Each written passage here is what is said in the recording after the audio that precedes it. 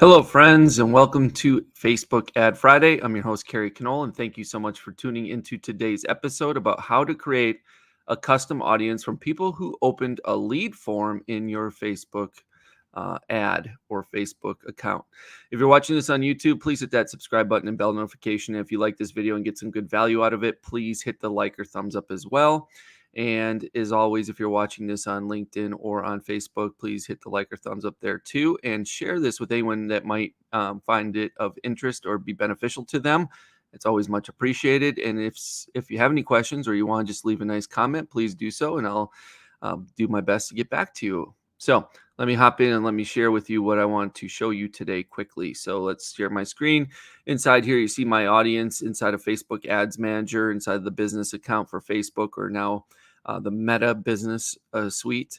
And this is just my backup account. So these are some sample audiences I've created, but we're going to create this audience and I'm going to show you how to do it. So in order to get to the audiences, in case you're not sure, you click this hamburger menu. You should have a shortcut here to audiences. If you don't, scroll down to advertise and then click on audiences. Once you're in here, click this blue button, create audience, click on custom audience, and then you're going to have your choice of different sources or meta sources, which used to be called Facebook sources.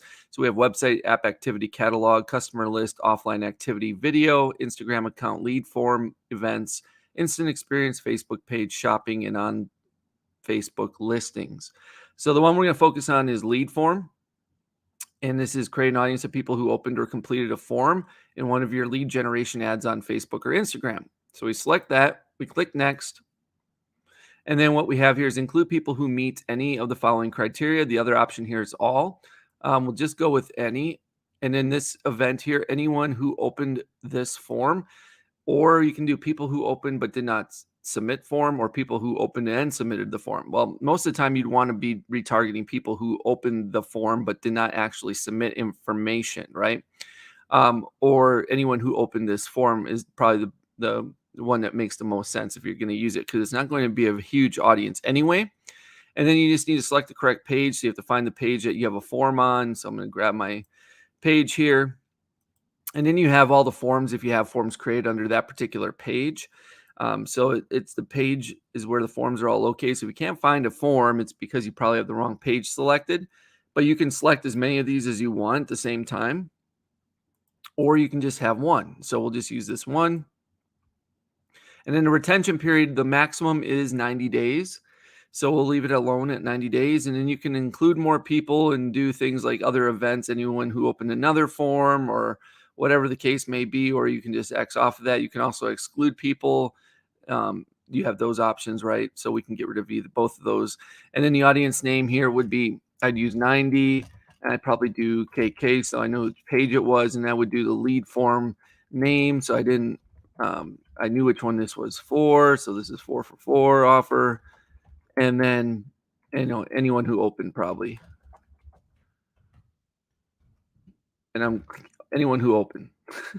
Something like that. But you can shorten up, the naming convention of your particular form here too, if you want to get better naming convention in there. That's all there is really to it. Click create audience.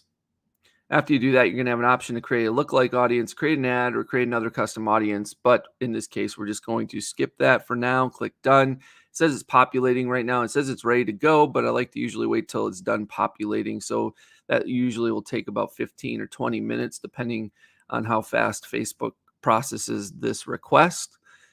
And then there you have it. That's all you have to do to get a custom audience built from people who have engaged with a lead ad. And that's what it tells you right here, custom audience engagement lead ad. But this is for anyone who opened up one of your lead ads or multiple lead ads if you wanted to, multiple lead forms, I should say, if you wanted to select multiple forms in this particular custom audience. But I would probably do individual forms per custom audience so I could see exactly how many people were opening those, or anyone who visited that particular ad in general.